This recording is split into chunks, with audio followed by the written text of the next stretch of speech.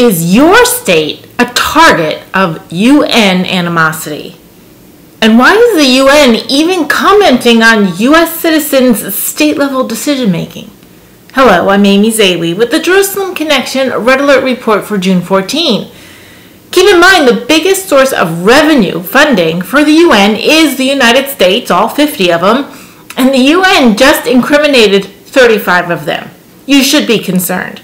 Or maybe you should be proud to know that 35 states that they cite are those that passed anti-BDS legislation. That is, laws that prohibit the use of public funds or other limitations on engaging in doing business with companies that propel the antisemitic activity of Boycott, Divest, and Sanction, the BDS movement. BDS is just a recycled, pre-holocaust but scaled-up version of Don't Buy Jew in order to economically destroy the Jewish target. Get them where it counts, they say, in the wallet.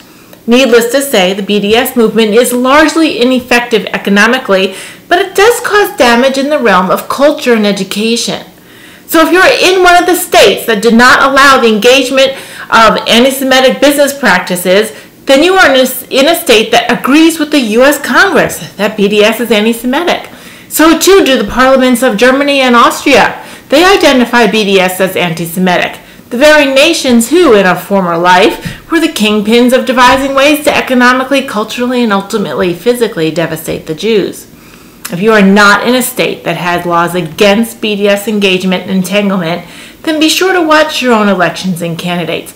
Make sure that your state does follow suit by voting for those who identify BDS as anti-Semitic. This is a bipartisan issue and agreement on.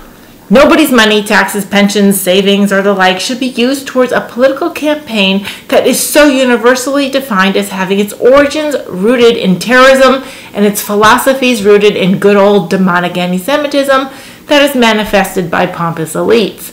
I encourage you to click the link to this article and read the entire report.